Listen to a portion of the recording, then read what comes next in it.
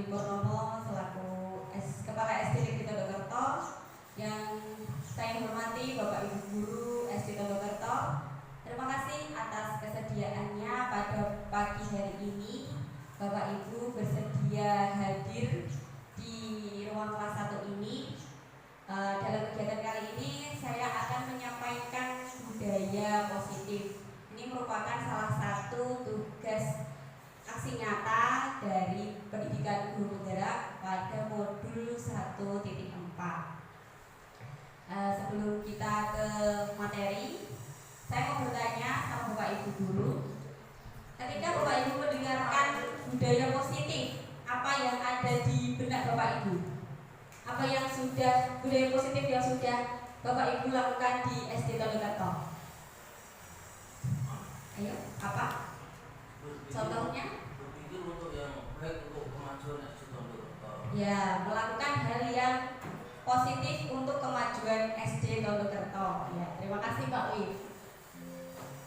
Nah, pada pagi hari ini kita akan belajar bersama, berkolaborasi, saling mendukung demi mewujudkan disiplin positif di sekolah kita tercinta di SD Negeri Tondokerto ini. Sebelum masuk ke budaya positif itu sendiri, kita akan mengulas lebih dalam tentang filosofi pemikiran Ki Hajar Dewantara. Seperti yang sudah saya jelaskan waktu itu pada acara membahas tentang visi, saya sudah sedikit menjelaskan tentang filosofi pemikiran Ki Hajar Dewantara, bahwa Ki Hajar Dewantara itu berpendapat bahwa mendidik dan mengajar adalah proses memanusiakan manusia, sehingga manusia harus merdeka dari segala aspek kehidupan, baik secara fisik, mental, jasmani, dan rohani. Kemudian Ki Hajar Dewantara juga menjelaskan bahwa tujuan pendidikan itu untuk menuntun anak sesuai dengan kodrat alam dan kodrat zamannya, agar anak ini dapat mencapai keselamatan dan kebahagiaan yang setinggi-tingginya. Nah, sebagai seorang pendidik, tugas kita itu adalah menuntun tumbuh atau hidupnya kekuatan kodrat yang ada pada anak-anak agar dapat memperbaiki lakunya, bukan dasarnya. Jadi, menurut Ki Hajar Dewantara ini setiap anak itu sudah punya dasarnya. Anak itu bukan kertas kosong, melainkan sudah punya dasar. Dan kita sebagai guru tugasnya adalah memperbaiki lakunya. Kita tidak bisa mengubah dasar dari anak tersebut. Untuk konsep inti budaya positif yang akan kita diskusikan hari ini, yang pertama yaitu tentang perubahan paradigma belajar, kemudian yang kedua tentang disiplin positif, yang ketiga tentang kebutuhan dasar manusia, yang keempat tentang motivasi perilaku manusia, yang kelima tentang posisi kontrol restitusi, yang keenam tentang keyakinan kelas, dan yang ketujuh tentang segitiga restitusi. Sebelum saya mulai menjelaskan materinya, saya ingin bertanya terlebih dahulu kepada Bapak Ibu. Menurut Bapak Ibu, apakah setuju atau tidak? Nanti dijawab dengan setuju atau tidak. Oke? Hukuman dapat mendisiplinkan anak, setuju atau badan? Setuju atau tidak? Ya. Setuju. Siapa yang setuju boleh angkat tangan. Yang tidak setuju angkat tangan. Ya, Bukun. Alasannya kenapa Bukun setuju dengan pernyataan ini? Lihat dulu hukumannya bentuk apa dulu. Kalau hukuman fisik saya jelas setuju, tapi dengan bilang kan hukuman setuju apa tidak, tapi dengan menjelaskan hukuman berupa fisik apa gimana. Oke, berarti menurut Bukun hukuman tetap dapat mendisiplinkan anak ya. Tapi bukan hukuman yang fisik. Kalau Pak Didi tadi pendapatnya tidak setuju, alasannya apa Pak Didi? Banyak cara yang dapat kita gunakan untuk mendisiplinkan anak, tidak harus melalui hukuman. Hukuman itu akan memberi dampak atau ingatan kepada anak bahwasanya dia melakukan hal disiplin itu tidak berdasar kemauan diri, tapi karena takut akan hukuman tersebut. Ya, luar biasa sekali jawaban Didi. Tadi Pak Didi, sekarang ke Pak Didi, keren banget jawabannya. Ya, menurut Pak Didi, hukuman itu tidak bisa mendisiplinkan anak karena masih banyak hal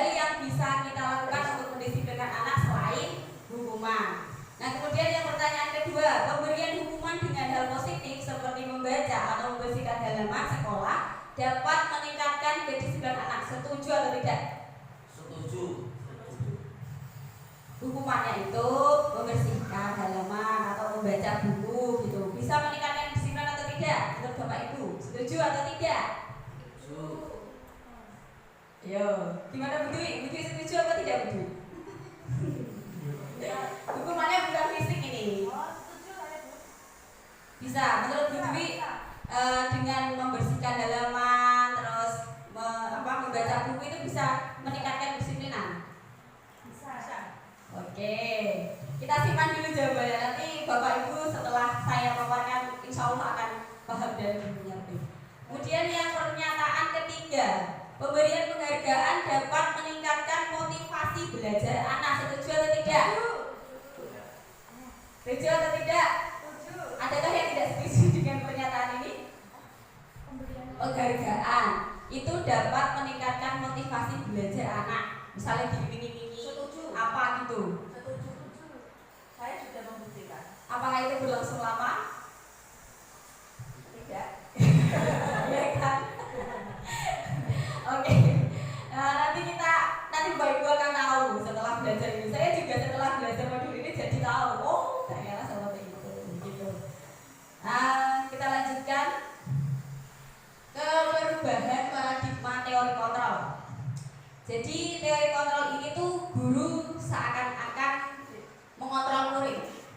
Yang pertama, ilusi guru mengontrol murid. Kemudian yang kedua, ilusi bahwa semua penguatan positif efektif dan bermanfaat. Yang ketiga, ilusi bahwa kritik dan membuat rasa bersalah mampu menguatkan karakter. Kemudian yang keempat, ilusi bahwa orang dewasa berhak memaksa. Ini tuh seperti apa ya? Yang kita lakukan selama ini tuh mungkin terlihat seperti sebuah ilusi. Penjelasannya, ilusi guru dapat mengontrol murid itu pada dasarnya kita dapat memaksa murid untuk berbuat sesuatu jika murid tersebut memilih untuk tidak melakukannya. Walaupun tampaknya guru sedang mengontrol perilaku murid, hal demikian sesungguhnya terjadi karena murid sedang mengizinkan dirinya untuk dikontrol. Sehingga saat itu bentuk kontrol guru menjadi pilihan atau kebutuhan dasar yang dipilih murid tersebut. Teori kontrol menyatakan bahwa semua perilaku memiliki tujuan, bahkan terhadap perilaku yang tidak disukai. Nah, dalam ilusi guru dapat mengontrol murid ini tuh sepertinya guru itu bisa mengontrol murid. Namun sebenarnya kenapa kok murid bisa dikontrol? Karena dirinya itu mengizinkan dirinya untuk dikontrol. Begitu. Kalau misalnya anaknya itu tidak mengizinkan dirinya tidak dikontrol, ya tetap aja guru itu tidak bisa mengontrol muridnya. Sebenarnya seperti itu. Kemudian yang kedua, ilusi bahwa semua penguatan positif efektif dan bermanfaat. Seperti tadi contohnya hukuman positif tadi ya. Segala usaha untuk mempengaruhi murid agar mengulangi suatu perilaku tertentu adalah suatu usaha untuk mengontrol murid tersebut dalam jangka waktu tertentu. Kemungkinan murid tersebut akan menyadarinya dan mencoba untuk menolak bujukan kita, atau bisa jadi murid tersebut menjadi bergantung pada pendapat sang guru untuk melakukan segala sesuatu. Jadi misalnya tadi yang hukuman dihukum membersihkan lingkungan misalnya. Ilusinya itu terlihatnya bahwa anak-anak itu manut, bisa meningkatkan disiplinnya. Tapi itu akan cenderung untuk diulangi lagi. Kesalahan yang dilakukan itu akan cenderung untuk diulang lagi. Seperti itu. Kemudian yang ketiga, ilusi bahwa kritik dan membuat orang merasa bersalah dapat menguatkan karakter. Menggunakan kritik dan rasa bersalah untuk mengontrol murid menuju pada identitas gagal, sehingga mereka belajar untuk merasa buruk tentang diri mereka. Jadi kadang kita guru itu membuat siswa kita itu merasa bersalah dengan apa yang dilakukan. Kira-kira kamu salah gak tadi? Itu kan kadang dia rasa bersalahnya timbul itu karena kita desak, bukan karena kesadaran dia sendiri. Nah itu akan membuat murid mendapatkan identitas gagal, dan sehingga mereka itu merasa bahwa dirinya itu buruk. Kemudian yang keempat, ilusi bahwa orang dewasa memiliki hak untuk memaksa. Banyak orang dewasa yang percaya bahwa mereka memiliki tanggung jawab untuk membuat murid-murid berbuat hal-hal yang tertentu. Apapun yang dilakukan dapat diterima selama ada sebuah kemajuan berdasarkan sebuah pengukuran kinerja. Pada saat itu pula, orang dewasa akan menyadari bahwa perilaku maksa tidak akan efektif untuk jangka waktu yang panjang dan memicu sebuah hubungan yang berlawanan hingga dapat membentuk permusuhan. Jadi kadang kita kan tidak sengaja memaksa anak untuk melakukan sesuatu. Nah, itu nanti efeknya tidak akan jangka panjang. Misalnya saja buang sampah di tempatnya. Kadang kan anak-anak itu buang sampah karena terpaksa, mungkin karena ada ancaman nanti akan didenda. Mungkin 1-2 hari itu bisa berjalan. Tapi jika anak itu memang dia belum sadar dirinya, motivasinya belum tumbuh, kesadarannya belum tumbuh, maka itu akan cenderung terulang lagi. Seperti itu. Kemudian bagaimana seorang bisa berubah dari paradigma stimulus respon kepada pendekatan terkontrol? Kalau yang ilusi tadi itu merupakan stimulus respon, dan yang kita harapkan adalah teori kontrol. Stephen R. Covey pada buku Principle Centered Leadership tahun 91 mengatakan bahwa bila kita ingin membuat kemajuan perlahan, sedikit-sedikit ubahlah sikap atau perilaku Anda. Namun bila kita ingin memperbaiki cara-cara utama kita, maka kita perlu mengubah kerangka acuan kita. Ubahlah bagaimana Anda melihat dunia, bagaimana Anda berpikir tentang manusia. Ubahlah paradigma Anda, skema pemahaman dan penjelasan aspek-aspek tertentu tentang realitas. Jadi jika kita ingin berubah, kita harus mengubah mindset kita dulu. Nah, dalam ini ada tabel perbedaan teori stimulus respon dengan teori kontrol. Bedanya apa? Di teori stimulus respon itu mengatakan bahwa kebutuhan setiap orang itu sama. Nah, dan di teori kontrol mengatakan bahwa kebutuhan setiap manusia itu berbeda. Yang kedua, teori stimulus respon mengatakan semua orang melihat hal yang sama. Pada teori kontrol mengatakan setiap orang memiliki gambaran yang berbeda. Yang ketiga, teori stimulus respon mengatakan kita mencoba mengubah orang agar berpandangan sama dengan kita. Tapi di teori kontrol mengatakan bahwa kita berusaha memahami pandangan orang lain tentang dunia. Yang selanjutnya, stimulus respon mengatakan perilaku buruk dilihat sebagai suatu kesalahan. Sedangkan di teori kontrol mengatakan semua perilaku memiliki tujuan, walaupun itu perilakunya negatif. Yang selanjutnya, di teori stimulus respon mengatakan orang lain bisa mengontrol saya. Dalam teori kontrol mengatakan hanya diri kita, hanya Anda yang bisa mengontrol diri kita sendiri. Kemudian yang selanjutnya, stimulus respon mengatakan saya bisa mengontrol orang lain. Pada teori kontrol mengatakan Anda tidak bisa mengontrol orang lain. Kemudian pada teori stimulus respon mengatakan pemaksaan ada pada saat rujukan gagal. Di teori kontrol mengatakan kolaborasi dan konsensus menciptakan pilihan-pilihan baru. Yang terakhir di stimulus respon mengatakan model berpikir menang dan kalah. Kalau di teori kontrol, model berpikirnya menggunakan menang dan menang, jadi tidak ada yang kalah. Dilanjutkan ke materi yang selanjutnya, yaitu tentang disiplin positif. Bapak Ibu guru pasti sudah tidak asing lagi dengan kata disiplin, ya. Kita sering mengajak anak-anak untuk bisa disiplin waktu, disiplin pakaian dan sebagainya. Nah, disiplin itu sendiri berasal dari kata disiplina yang artinya belajar. Disiplin mengacu pada disiplin diri yang memiliki tanggung jawab terhadap apa yang dilakukannya berdasarkan nilai-nilai yang diyakini. Biasanya disiplin itu erat kaitannya dengan tanggung jawab. Nah, kalau disiplin positif itu merupakan salah satu cara penerapan disiplin yang bertujuan untuk menumbuhkan kesadaran serta memberdayakan peserta didik tanpa imbalan, penghargaan, dan ancaman atau hukuman. Jadi dalam penerapan disiplin positif ini tuh tujuannya anak-anak itu melakukan sesuatu bukan karena ancaman, bukan karena hukuman, bukan karena penghargaan, tapi karena kesadaran dari dalam dirinya sendiri. Kemudian sebagai pendidik tujuan kita adalah menciptakan peserta didik yang memiliki disiplin diri sehingga mereka berperilaku mengacu kepada nilai-nilai kebajikan universal dan memiliki motivasi intrinsik dalam perubahan perilaku ke arah yang lebih baik.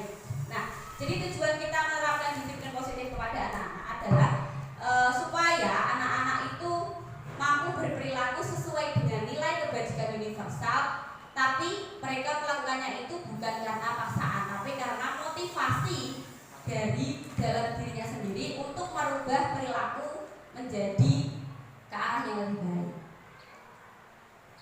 Nah, nilai kebajikan universal itu sendiri merupakan sifat positif manusia yang merupakan tujuan mulia yang ingin dicapai setiap individu. Nilai tersebut bersifat universal dan lintas bahasa, suku, bangsa, agama maupun latar belakang. Jadi maksudnya nilai kebajikan universal itu di seluruh dunia, nilai itu dianggap nilai yang baik. Mau di Indonesia, mau di Amerika, mau dimanapun, nilai-nilai itu dianggap sebagai nilai kebajikan yang baik, seperti itu. Nah, setiap perilaku perbuatan memiliki suatu tujuan menurut Dr. William Glasser pada teori kontrol pada tahun 1984. Jadi seperti yang dijelaskan pada tabel teori kontrol dan stimulus respon tadi, bahwa setiap orang dalam melakukan sesuatu itu pasti ada tujuannya, walaupun perilaku yang dilakukannya itu negatif. Misalnya orang mencuri, itu kan pasti ada tujuannya, entah karena dia tidak punya uang, entah karena dia ingin menguasai barang itu kan pasti ada tujuannya. Kemudian yang kedua, dengan mengaitkan nilai-nilai kebajikan yang diyakini seseorang, maka motivasi intrinsiknya akan terbangun sehingga menggerakkan motivator dari dalam diri untuk dapat mencapai tujuan mulia yang diinginkan. Jadi dengan dirinya itu dikaitkan dengan nilai kebajikan, maka secara tidak langsung motivasi dalam dirinya untuk melakukan kebajikan universal itu akan tumbuh dengan sendiri. Nah, nilai-nilai kebajikan yang ingin dicapai oleh setiap anak Indonesia, khususnya siswa-siswa kita di SD ini, itu adalah sesuai dengan profil pelajar Pancasila. Seperti yang Bapak Ibu tahu, yang sering anak-anak nyanyikan dan sering kita tularkan kepada anak juga, bahwa tujuannya anak-anak ini untuk mencapai anak-anak yang mempunyai profil sesuai dengan profil pelajar Pancasila. Profil pelajar Pancasila itu yang pertama beriman, bertakwa kepada Tuhan Yang Maha Esa dan berakhlak mulia. Yang kedua mandiri, yang ketiga bernalar kritis, yang keempat berkebinekaan global, yang kelima bergotong royong, dan yang terakhir keenam adalah kreatif. Nah, sebelum kita lanjutkan, karena tadi kita sudah membahas tentang profil pelajar Pancasila. Nih, kemarin kan waktu saya suruh nyanyi profil pelajar Pancasila, sepertinya Bapak Ibu guru masih bingung bagaimana lagunya. Nah, sekarang kita nyanyikan lagi dengan saya kasih teks di sini. Oke, sambil tepuk tangan, ya. 1, 2, 3. Belajar Pancasila, beriman dan bertakwa pada Tuhan Yang Esa dan berakhlak mulia, berkebinekaan global, gotong royong mandiri, kreatif dan bernalar kritis. Ya, terima kasih Bapak Ibu. Nah, dengan lagu seperti ini, itu kan nantinya anak-anak akan lebih mudah menghafal. Oh, profil pelajar Pancasila itu seperti apa, yang diinginkan kita untuk siswa kita itu seperti apa, mereka lebih paham dengan lagu. Yang selanjutnya yaitu adalah kebutuhan dasar manusia. Nah, setiap manusia itu pasti memiliki kebutuhan. Nah, kebutuhan dasar manusia itu sendiri adalah segala sesuatu yang kita lakukan untuk mendapatkan apa yang kita inginkan. Seluruh tindakan kebijakan yang kita lakukan memiliki tujuan tertentu dan semua usaha terbaik yang kita lakukan adalah dalam rangka agar kebutuhan dasar kita terpenuhi dengan baik. Nah, jadi setiap manusia itu pasti punya kebutuhan dasar dan apapun yang kita lakukan pasti berusaha untuk memenuhi kebutuhan dasar. Misalnya kita makan, itu kan untuk memenuhi kebutuhan dasar akan rasa lapar, seperti itu misalnya. Nah, kebutuhan dasar manusia sendiri itu ada 5.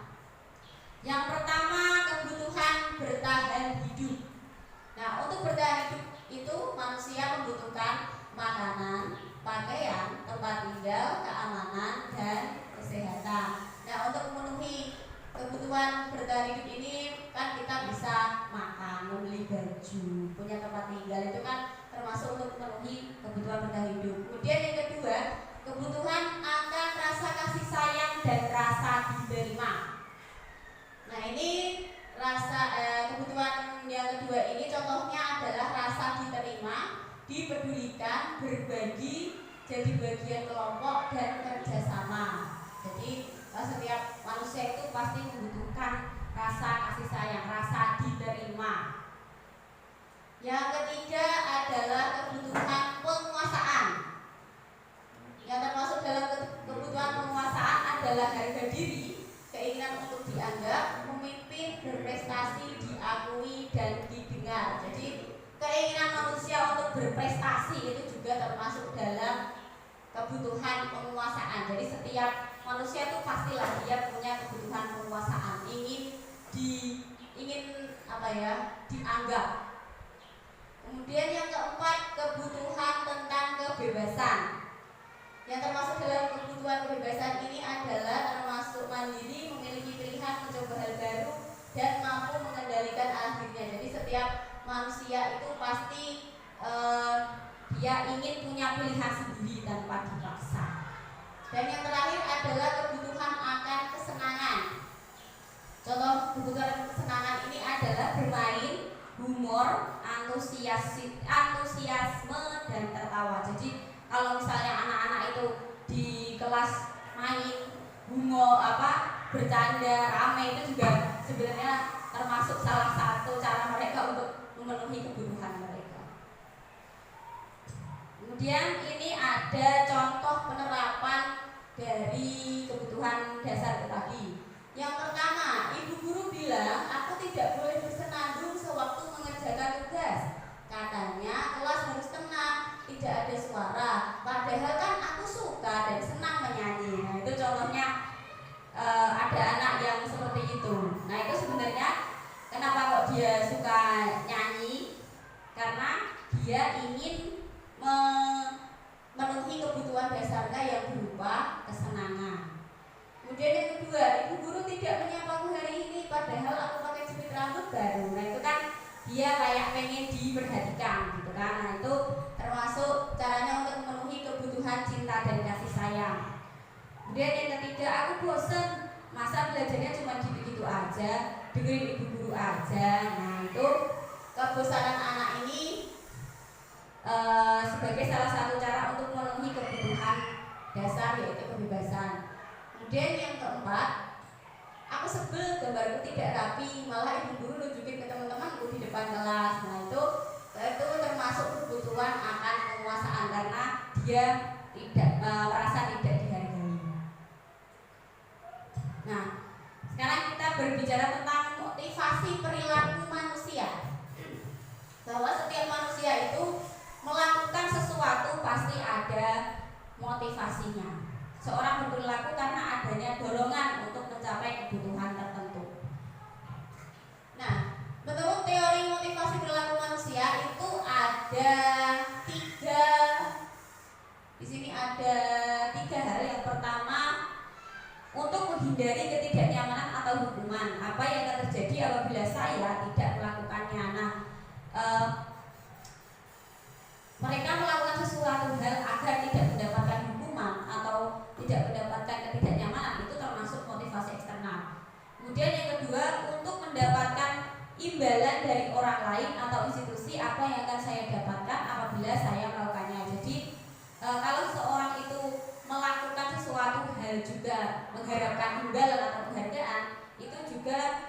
termasuk motivasi eksternal karena ada iming-iming penghargaan itu. Yang ketiga, untuk menghargai diri sendiri. Saya akan menjadi orang yang seperti apa bila saya melakukannya. Nah, itu baru motivasi internal. Jadi dia melakukan sesuatunya bukan karena takut mendapatkan hukuman atau biar mendapatkan penghargaan, tidak, tapi karena dia ingin menghargai dirinya sendiri. Dan motivasi internal ini merupakan tujuan adanya disiplin positif. Yang selanjutnya adalah dihukum oleh penghargaan. Nah, jadi penghargaan itu sebenarnya tidak selalu hal yang bagus, tapi terkadang penghargaan itu bisa juga sebagai hukuman. Penghargaan dan hukuman berlaku sama dalam arti meminta atau membujuk seseorang melakukan sesuatu untuk memenuhi suatu tujuan tertentu dari orang yang meminta atau membujuk. Dorongannya eksternal dan akan ada faktor ketergantungan. Nah, jadi penghargaan itu juga tidak ada bedanya sebenarnya dengan hukuman karena sifatnya itu kan bujukan. Dia melakukan sesuatunya juga karena iming-imingnya. Motivasinya bukan dari motivasi internal tapi dari eksternal. Nah, beberapa dampak dari pemberian penghargaan menurut Alvin Kohn itu dampaknya dari penghargaan itu yang pertama pengaruh jangka pendek dan jangka panjang. Yang kedua, penghargaan itu sifatnya mendukung. Misalnya begini Bapak Ibu, ada siswa kita yang mendapatkan nilai yang bagus. Misalnya seperti ada yang mendapatkan nilai bagus lalu kita berikan hadiah. Sedangkan yang nilainya kurang bagus itu kita tidak beri hadiah. Nah, itu bagi anak yang tidak mendapatkan, mungkin itu juga menurut mereka seperti dihukum. Aku lah kok dijinin elit.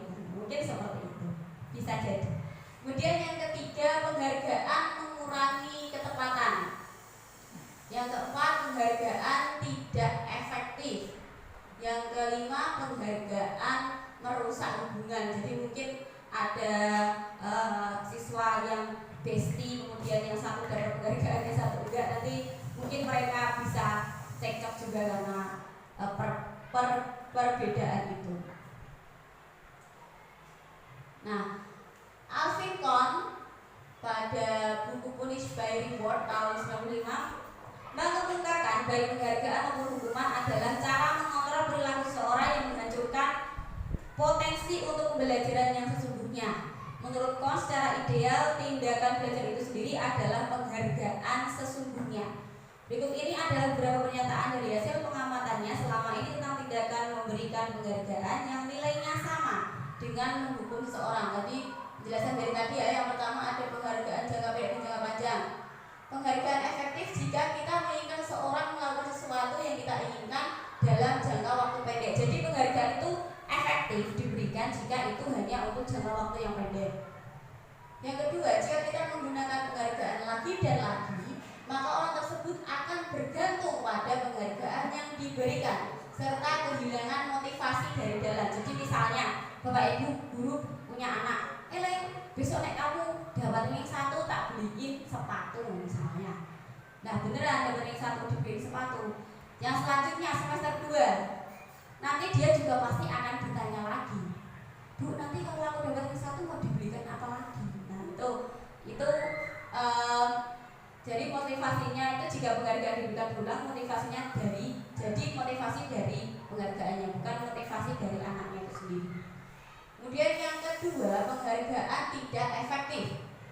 Suatu penghargaan adalah suatu benda atau peristiwa yang diinginkan yang dibuat dengan persyaratan. Hanya jika Anda melakukan hal ini, maka Anda akan mendapatkan penghargaan yang diinginkan. Misalnya, ayolah sholat, nanti kalau kamu mau sholat tak beliin es krim, misalnya seperti itu. Kemudian yang kedua, jika saya mengharapkan suatu penghargaan dan tidak mendapatkannya, maka saya akan kecewa dan berkecil hati, serta kemungkinan lain kali saya tidak akan berusaha sekeras sebelumnya. Nah, jadi penghargaan yang tidak efektif itu akan membuat anak-anak jika tidak mendapatkan penghargaan, dia akan merasa kecewa dan dia selanjutnya dia tidak akan berusaha lagi untuk mendapatkannya. Yang ketiga, jika kita memberikan seseorang suatu penghargaan untuk melakukan sesuatu, maka kita harus terus-menerus memberikan penghargaan itu jika kita ingin orang tersebut meneruskan perilaku yang kita inginkan. Nah, jadi jika penghargaan itu terlalu sering diberikan, kalau kita ingin anak itu mencapai sesuatu itu lagi, jadi kita harus terus memberikan penghargaan itu sifatnya tidak efektif. Yang ketiga, penghargaan merusak hubungan. Ketika seorang diberi penghargaan atau di depan orang banyak, maka yang lain akan merasa iri dan sebagian dari mereka akan tidak menyukai orang yang diberikan penghargaan tersebut. Jadi misalnya ada anak yang pintar terus kita puji-puji di depan teman-temannya, itu kan teman-temannya akan merasa merasa dibedakan gitu. Mereka akan merasa iri. Yang kedua, penghargaan menciptakan persaingan di dalam kelas dan persaingan menciptakan kecemasan. Yang ketiga, mereka yang percaya bahwa mereka tidak memiliki kesempatan untuk mendapatkan penghargaan akan berhenti mencoba. Nah, bagi anak-anak yang tidak pernah mendapatkan penghargaan dari gurunya, mungkin mereka akan merasa tidak mau mencoba. Ngapain mencoba? Saya juga tidak akan mendapatkan, saya juga tidak akan dapat ranking, saya juga tidak akan bisa mengalahkan anak itu. Mungkin ada anak-anak yang jadinya seperti itu. Kemudian yang selanjutnya, penghargaan itu juga dapat menurunkan kualitas. Pengamatan dilakukan pada sekelompok mahasiswa yang sedang kerja praktik di sebuah surat kabar universitas. Saat itu mereka sedang belajar menuliskan sebuah artikel tentang sebuah judul berita utama. Seiring waktu, mahasiswa tersebut semakin mampu bekerja dengan cepat. Kemudian ada beberapa mahasiswa yang dibayar untuk setiap judul berita utama yang mereka mampu hasilkan. Dan setelah beberapa lama, mahasiswa yang dibayar ini hasil kinerjanya berhenti berkembang. Mereka yang tidak menerima bayaran terus berupaya mengasah diri menjadi lebih baik. Jadi penghargaan ini juga dapat menurunkan kualitas. Justru kalau sering dikasih penghargaan, kualitasnya justru akan semakin menurun. Kemudian yang terakhir, penghargaan mematikan kreativitas. Murid-murid diminta berpikir mengenai hadiah atau penghargaan yang bisa mereka dapatkan bila berhasil menulis sebuah puisi. Kreativitas kelompok murid-murid ini menjadi berkurang dibandingkan dengan yang tidak diberitahukan tentang hadiah yang bisa mereka terima. Jadi kalau diiming-imingi dengan penghargaan atau hadiah, bisa saja kreativitasnya itu tidak berkembang jika mereka tidak mendapatkan penghargaan. Ada lagi penghargaan yang menghukum. Memberikan penghargaan dan hukuman adalah hal yang sama karena keduanya mencoba mengendalikan perilaku seseorang. Jadi seperti yang saya jelaskan tadi, penghargaan dan hukuman itu sama saja karena sifatnya mengendalikan dan menimbulkan motivasi eksternal, bukan motivasi internal. Kemudian yang kedua, karena orang pada dasarnya tidak suka dikendalikan dalam jangka waktu lama, penghargaan akan terlihat sebagai hukuman. Nah, pada dasarnya manusia itu tidak suka dikendalikan terlalu lama. Kalau sekali dua kali mungkin bisa, tapi kalau terlalu lama itu tidak akan efektif. Yang ketiga, jika suatu penghargaan diharapkan namun Anda tidak mendapatkannya, Anda akan merasa dihukum. Yang selanjutnya, bentuk program kebajikan atau apresiasi. Dalam memberikan apresiasi atau pengakuan perlu diingat beberapa hal. Yang pertama, beri pengakuan secara khusus. Jadi jika Bapak Ibu ingin memberikan penghargaan atau apresiasi pengakuan kepada murid-muridnya, itu harus mengingat beberapa hal. Yang pertama itu beri pengakuan secara khusus. Kemudian yang kedua, beri pengakuan secara pribadi. Yang ketiga, beri pengakuan kepada semua murid bergantian. Mungkin tidak semua murid pintar ya, tapi kan ada kategorinya. Yang paling ini, yang paling pintar dalam ini, yang paling pintar dalam matematika siapa, bahasa Indonesia siapa. Jadi kita bisa memberikan penghargaan atau pengakuan kepada semua siswa kita dengan bergantian, dengan kita mencari kelebihan dari siswa itu. Kemudian selanjutnya, beri pengakuan secara konsisten, berkelanjutan. Dan yang terakhir, berfokus pada prosesnya. Nah, ini ada contoh pemberian pengakuan atau apresiasi kebajikan. Ini kata-kata yang bisa diucapkan Bapak Ibu. Yang pertama misalnya, kemarin saya perhatikan rasa empatimu besar sekali pada saat menolong murid baru di kelas kita. Nah, itu kan bisa diberikan pengakuan atau apresiasi hanya dengan kata-kata, bukan tidak harus selalu dengan hadiah. Contoh lagi yang kedua, saya menghargai kepedulianmu pada saat kamu membantu teman-temanmu di tugas kelompok. Dan yang ketiga, terima kasih untuk rasa tanggung jawabmu pada saat kamu memungut kertas-kertas yang berserakan di lantai. Nah, jadi dengan kita mengucapkan terima kasih, menunjukkan kelebihan anak tersebut, itu juga termasuk contoh pemberian pengakuan atau apresiasi. Nah, ini bagaimana caranya biar tidak menghukum atau tidak ada hukuman. Nah, salah satu alternatifnya itu adalah dengan konsekuensi. Nah, apa perbedaan antara hukuman dan konsekuensi? Nah, kalau hukuman itu sesuatu yang menyakitkan harus terjadi. Maksudnya biasanya itu hukuman itu diberikan dengan anak tanpa lebih dulu tahu. Hukuman itu kan biasanya diberikan tiba-tiba disuruh push up, tiba-tiba disuruh lari, itu kan tiba-tiba dijewer, itu tanpa anak tahu konsekuensinya melakukan ini akan mendapatkan ini. Kalau konsekuensi itu sesuatu harus terjadi, jadi anak-anak itu sudah tahu kalau mereka melakukan ini konsekuensinya akan seperti ini. Kemudian yang kedua, hukuman itu membuat anak sakit baik fisik maupun hati untuk jangka waktu yang lama. Kemudian kalau konsekuensi itu membuat anak merasa tidak nyaman dalam jangka waktu pendek. Jadi mungkin ketika dia melaksanakan konsekuensi, dia akan merasa tidak nyaman tapi tidak berlangsung lama. Yang ketiga, anak membenci kedisiplinan. Jadi dengan kita memberikan hukuman, itu anak justru akan lebih sebel, lebih benci dengan kedisiplinan itu sendiri. Kalau konsekuensi itu anak menghargai disiplin, jadi dia tahu. Yang keempat, hukuman itu sifatnya adalah paksaan. Sedangkan kalau konsekuensi itu sifatnya adalah stimulus dan tanggapan. Jadi dia tahu ketika dia melakukan stimulus melakukan ini, tanggapannya akan seperti apa. Kemudian yang kelima, hukuman itu mendorong anak menyakiti diri sendiri. Sedangkan konsekuensi mendorong anak agar mudah menyesuaikan diri.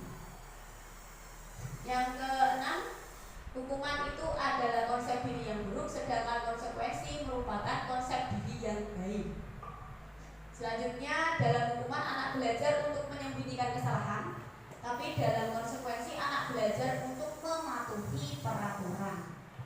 Dan yang terakhir, dalam hukuman itu anak-anak merasa marah, mempunyai rasa bersalah, kemudian merasa dipermalukan dan merasa tidak dihargai. Tapi ketika konsekuensi itu anak hanya akan kehilangan hak, dibuat tidak nyaman dalam waktu yang singkat, dan merasa diasingkan tapi hanya untuk sementara. Nah, ini ada pertanyaan Bapak Ibu. Nanti Bapak Ibu coba jawab hukuman atau konsekuensi, ya. Yang pertama, mencatat 100 kali di dalam buku kalimat saya tidak akan terlambat lagi karena terlambat ke sekolah. Hukuman atau konsekuensi? Hukuman. Ya, hukuman. Ya, nanti kita lihat jawabannya di belakang ada. Kemudian yang kedua, lari mengelilingi lapangan sekolah 2 kali karena terlambat dari sekolah. Hukuman. Hukuman atau konsekuensi? Hukuman. Yeah. Kemudian yang ketiga, siswa diminta untuk push up 15 kali karena tidak menggunakan masker ke sekolah. Hukuman atau konsekuensi? Push up 15 kali karena tidak menggunakan masker. Hukuman atau konsekuensi? Hukuman. Hukuman. Nanti kita cek. Yang selanjutnya, menggantikan kertas tugas teman yang dicoret-coret. Hukuman atau konsekuensi? Konsekuensi, ya. Yang selanjutnya, meminta siswa tidak menggunakan sepatu seharian karena tidak menggunakan sepatu hitam. Hukuman atau konsekuensi? Hukuman atau konsekuensi? Menurut Bapak Ibu? Apa Bu Dwi? Menurut Bu Dwi apa Bu Dwi? Tidak pakai sepatu di sekolah karena dia tidak pakai sepatu hitam gitu. Hukuman atau konsekuensi? Tadi apa? Hukuman. Betul, konsekuensi. Oke, nanti kita cek di belakang aja jawabannya. Yang selanjutnya, membersihkan tumpahan air di meja tulis karena tersenggol pada saat belajar. Konsekuensi ya. Lari mengelilingi lapangan 2 kali karena terlambat pada saat pelajaran olahraga. Hukuman. Betul sih, konsekuensi. Konsekuensi itu tidak kalau hukuman itu kan seringnya yang sifatnya fisik ya. Tapi ada juga yang sifatnya fisik juga itu termasuk konsekuensi karena kan sudah disepakati sebelumnya. Nah, ini jawabannya. Nah, yang pertama tadi betul ya, jawabannya Pak Ibu, hukuman. Kemudian yang kedua juga hukuman. Yang ketiga juga hukuman. Kemudian yang keempat, mengganti kertas itu konsekuensi, betul. Kemudian nah ini yang tidak menggunakan sepatu seharian itu juga hukuman. Kemudian yang nomor berapa ini? 6. Membersihkan tumpahan air di meja tulis itu juga konsekuensi. Dan yang terakhir tadi, lari mengelilingi lapangan 2 kali itu juga konsekuensi, bukan hukuman, karena itu sudah disepakati. Kan biasanya dalam pelajaran kan ada kesepakatannya. Nanti kalau terlambat apa yang akan dilakukan, kan seperti itu. Nah, ini ada 5 posisi kontrol seorang guru. Jadi seorang guru itu mempunyai 5 posisi kontrol. Selama ini kira-kira kita ada di posisi mana ya Bapak Ibu? Apakah di posisi penghukum, pembuat rasa bersalah, di mana? Mungkin kita pernah ada di semua posisi ini ya. Saya juga sering jadi posisi penghukum, itu kan kita juga sering, pasti juga pernah. Nah, 5 posisi kontrol itu ada 5. Yang pertama penghukum, yang kedua pembuat merasa bersalah, yang ketiga posisi sebagai teman, yang keempat posisi pemantau, dan yang kelima posisi manajer. Nah, apa perbedaannya? Nah, ini ada tabelnya dari semua posisi ya. Ini contohnya motivasi, ada identitas gagal, identitas berhasil, ada identitas berhasil atau kontrol diri. Nah, kalau di posisi sebagai penghukum, guru itu berbuat menghardik, menunjuk-nunjuk, menyakiti, menyindir, itu termasuk posisi penghukum. Kemudian guru berkata kalau kamu tidak melakukannya, awas ya, rasakan. Nah, itu juga termasuk posisi penghukum. Nah, hasilnya ketika guru ada di posisi penghukum, maka anak akan memberontak, menyalahkan orang lain dan berbohong. Kemudian kaitan dengan dunia berkualitas, murid meletakkan guru di luar dunia berkualitas. Jadi ketika kita menjadi seorang penghukum, anak-anak itu akan merasa bahwa Bapak Ibu guru ini bukan orang yang bagus. Kemudian murid berkata, biarkan saja, nanti juga marah-marah lagi. Kalau kita ada di posisi penghukum tuh, anak-anak justru akan cenderung merasa gak peduli, cuek, kok paling Bapak Ibu guru marah-marah lagi, seperti itu. Kemudian dampak pada murid jika kita di posisi penghukum itu mengulangi kesalahan. Jadi cenderung anak-anak akan mengulangi kesalahan yang sama. Nah, kalau ketika ada di posisi membuat orang merasa bersalah, contohnya itu ketika Bapak Ibu guru berceramah dan mengatakan seharusnya kamu seperti ini, Ibu kecewa loh sama kamu, seperti itu. Kemudian guru berkata, kamu seharusnya kamu sudah tahu Ibu lelah sekali, mengatakannya Ibu stres dan sebagainya. Apa kamu tidak kasihan sama Ibu? Nah, itu seperti itu contohnya. Hasilnya anak akan menyembunyikan, menyangkal dan berbohong, hampir sama seperti penghukum. Kemudian kaitan dengan dunia berkualitas, murid meletakkan guru di dalam dunia berkualitas. Kalau tadi kan penghukum di luar dunia berkualitas, kalau membuat orang merasa bersalah sudah masuk ke dunia berkualitas. Kemudian murid akan berkata, maafkan saya Bu. Nah, dampaknya untuk murid itu murid akan merasa rendah diri. Yang selanjutnya posisi kontrol sebagai teman. guru membuatkan alasan-alasan untuk muridnya. Jadi seolah-olah guru itu bestinya untuk murid-muridnya. Nah, guru berkata, ayolah lakukan demi ibu. Masa kamu tidak mau?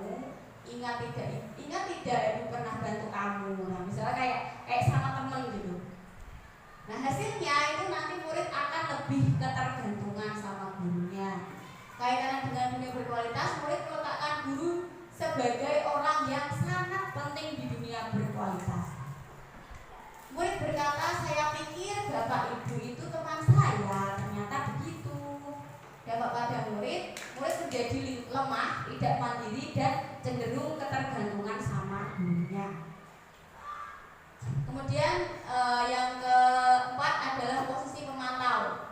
Guru berbuat menghitung dan mengukur. Guru berkata, apa peraturannya? Jadi dalam posisi pemantau ini guru lebih mengingatkan siswa, mengingatkan kembali apa yang salah dari dirinya.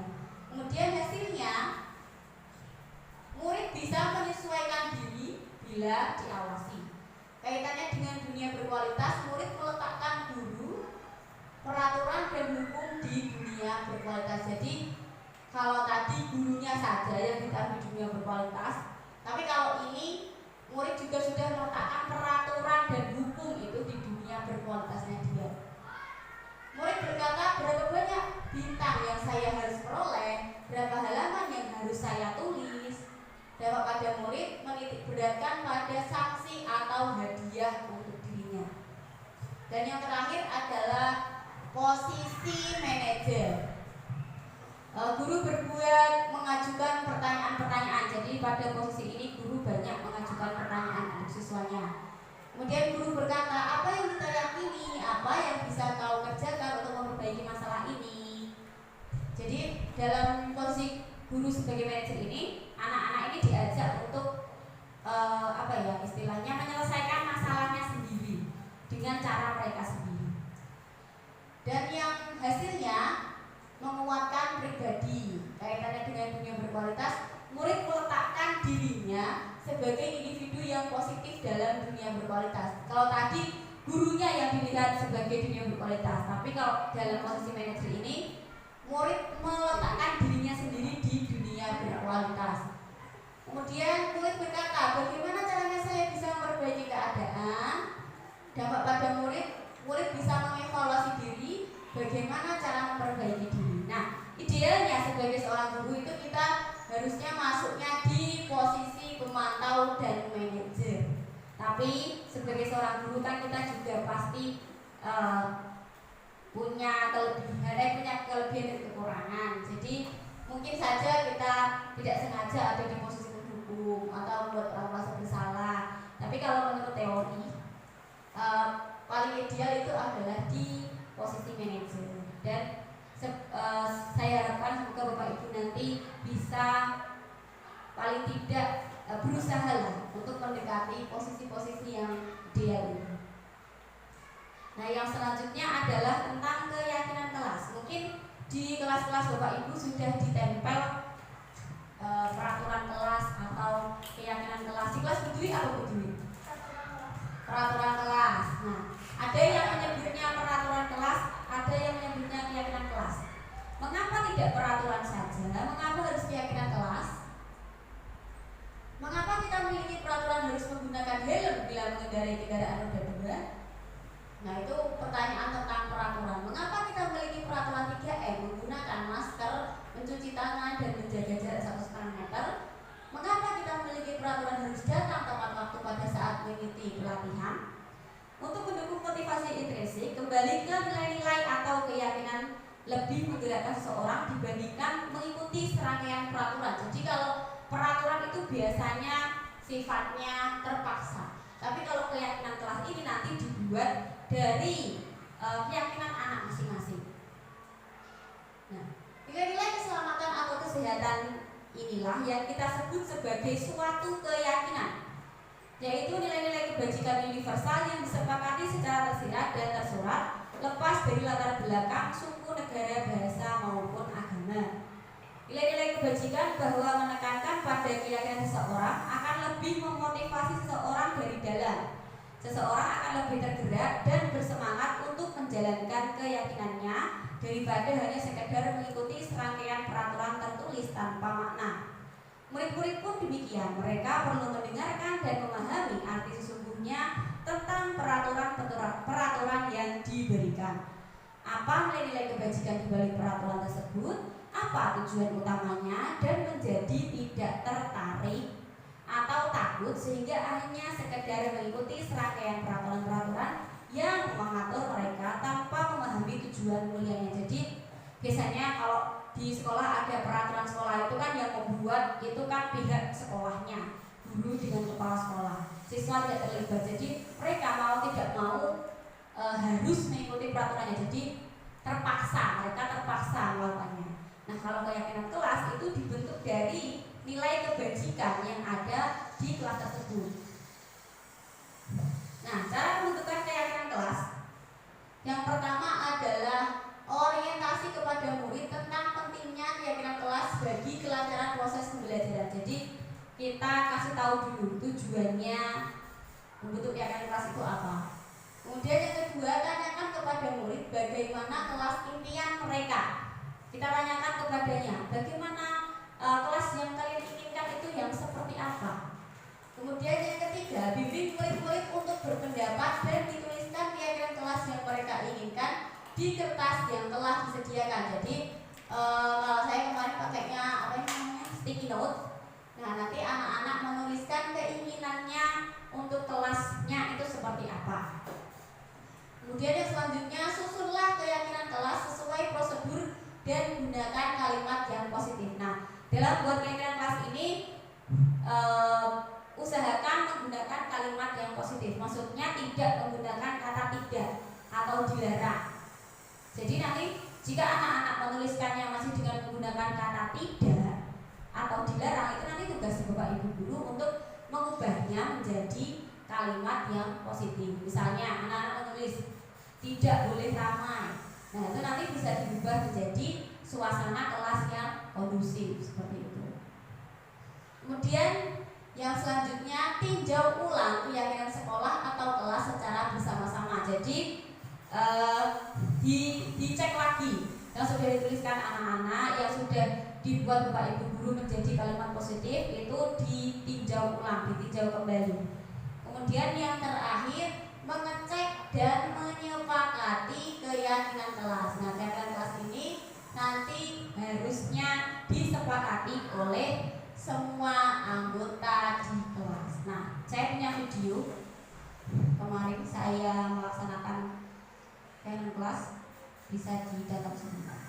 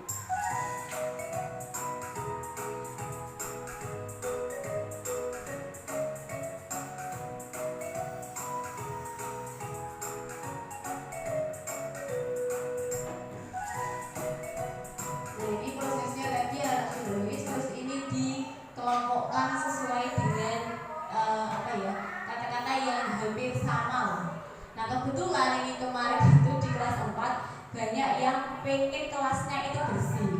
Jadi segitu banyaknya itu yang di sebelah kanan ini itu yang paling banyak itu adalah tentang kebersihan kelas. Karena mereka selama ini sering melihat teman-temannya itu suka buang sampah di kelas. Nah, setelah dikelompokkan menjadi beberapa hal yang sama, kemudian kita tentukan nilai-nilai kebajikan yang ada pada sebelumnya kita tulis kalimat positifnya terlebih dahulu. Nah, ini kita tuliskan kalimat positifnya. Dari itu kan tadi masih ada yang dilarang atau tidak boleh gitu ya. Kemudian kita tuliskan kalimat positifnya dari pendapat-pendapat anak itu tadi yang sama. Itu kemarin hanya ada berapa? 4 kalau nggak salah.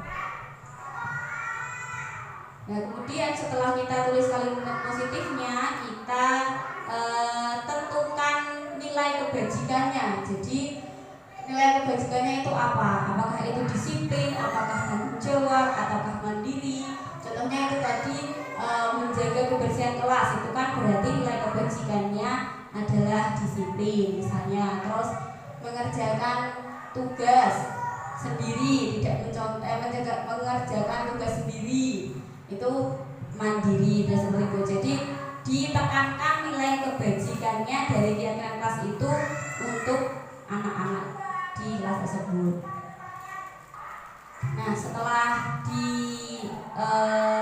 yakini nilai kebajikannya, kemudian kita kasih tahu disiplin itu tadi kan ada nilai kebajikannya, misalnya disiplin. Nah, disiplin itu contohnya apa? Disiplin itu kan tidak hanya yang ada tertulis di situ, tapi kita kembangkan lagi. Contohnya disiplin itu apa? Oh, membuang sampah di tempatnya. Yang tidak disiplin itu seperti apa? Oh, membuang sampah sembarangan gitu. Jadi kita tekankan juga pada anak-anak disiplin itu yang bagaimana, yang tidak disiplin itu yang bagaimana, yang bertanggung jawab itu yang bagaimana, yang tidak bertanggung jawab itu bagaimana, sesuai dengan nilai kebajikan dari keyakinan kelas yang sudah dibentuk. Nah, setelah diyakini nantinya nilai keyakinan kelas yang sudah ada ini nanti dituliskan atau ditempelkanlah di kelas yang mudah dibaca oleh siswa gitu, seperti itu. Nah, nanti ketika anak-anak kita melakukan suatu hal yang berlawanan dengan keyakinan kelas, maka sebagai guru kita harus mengingatkan lagi keyakinan kelas yang sudah disepakati sebelumnya.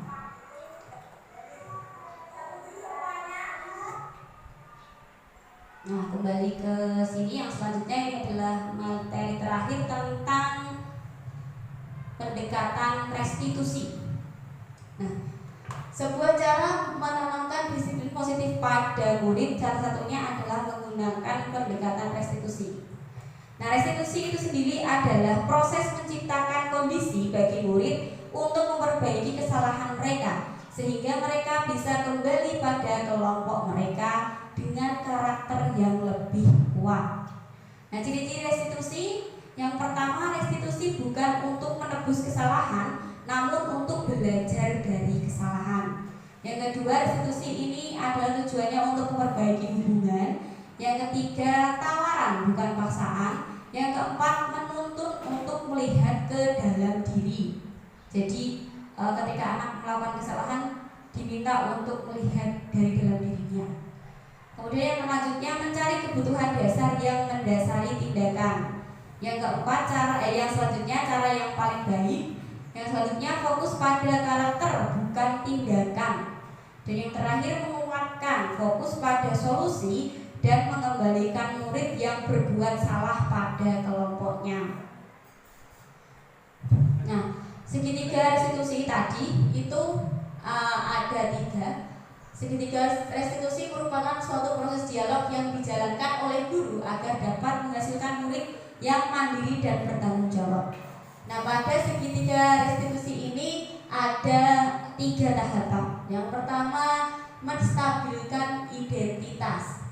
Kemudian yang kedua, validasi tindakan yang salah. Dan yang ketiga, menanyakan keyakinan. Langkah-langkah restitusi yang pertama yaitu menstabilkan identitas. Jadi ketika Bapak Ibu guru menghadapi anak yang berbuat nakal misalnya, itu jangan langsung dimarahi, jangan langsung dijudge. Oh, kamu melakukan kesalahan seperti ini, bukan seperti itu. Tapi terlebih dahulu kita stabilkan identitas mereka. Nah, dengan mengatakan bahwa Bapak Ibu bisa mengatakan kepada anak bahwa berbuat salah itu wajar.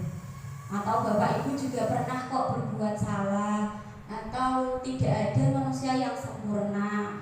Atau bisa juga dengan Bapak Ibu tidak mencari siapa yang salah, tapi mencari solusi dari mana masalah ini ya. Tujuannya supaya anak-anak ini tidak malah sakit hati ya. Maksudnya biasanya kalau langsung dimarahi itu kan anaknya malah jadi makin emosi. Nah, biar tidak makin emosi, kita stabilkan dulu identitasnya. Kemudian yang kedua, validasi tindakan yang salah. Ketika anak-anak melakukan kesalahan, kita validasi dulu mengapa mereka melakukan itu. Bisa ditanyakan dengan, kamu pasti punya alasan melakukan itu, atau kamu melakukannya karena mempertahankan sesuatu yang penting bagimu ya, seperti itu. Kemudian bisa juga padahal kamu bisa melakukan lebih baik dari itu, tapi kamu tidak melakukannya. Kemudian yang terakhir adalah menanyakan keyakinan. Setelah tadi distabilkan identitasnya dulu, kemudian validasi tindakannya, apa alasannya melakukan itu, kemudian kita tanyakan keyakinan. Keyakinan kelas kita yang kamu langgar, nilai apa yang sudah kita sepakati yang kamu langgar, seperti itu dikembalikan kepada anaknya sendiri. Contohnya ini pertanyaannya, apa keyakinan kelas kita, nilai apa yang telah disepakati bersama, seperti apa kelas ideal menurutmu, dan yang terakhir, kamu ingin jadi orang seperti apa gitu. Nah, ini adalah contoh praktik segitiga restitusi yang sudah saya laksanakan. Ini namanya adalah skenario segitiga restitusi. Kasusnya ini contohnya Dinda tidak terima buku tugasnya disobek oleh temannya. Ia marah-marah dan tidak dapat menahan emosinya. Ini contohnya.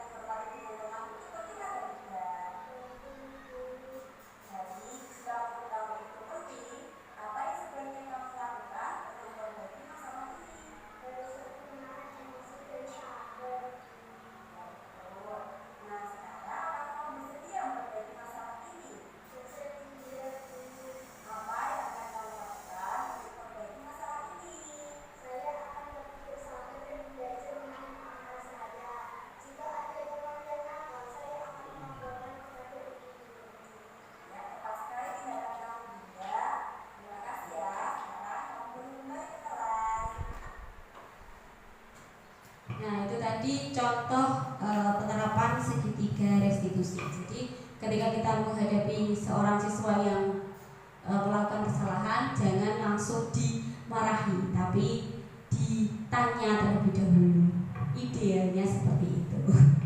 Nah, kita sudah ada di akhir sesi, ya. Nah, selanjutnya ini adalah refleksi. Silakan Bapak Ibu merefleksikan apa yang sudah kita pelajari selama kurang lebih 1 jam ini. Hal baru apa yang boleh selama mengikuti sesi ini, kemudian perasaan apa yang muncul selama mengikuti sesi ini, dan yang terakhir apa langkah awal yang akan dilakukan setelah mengikuti sesi ini. Nah, Bapak Ibu bisa mengisinya di Padlet yang sudah saya siapkan. Seperti biasa, Bapak Ibu bisa scan this QR code nanti agar refleksinya dari Bapak Ibu bisa terekam di Padlet saya. Atau mungkin Bapak Ibu mau menyampaikan refleksi hari ini, Pak Yudi, monggo Pak Yudi saged menjawab pertanyaan ini, Pak Yudi. Monggo Pak Yudi. Terima kasih atas waktu yang diberikan oleh Bu Isma.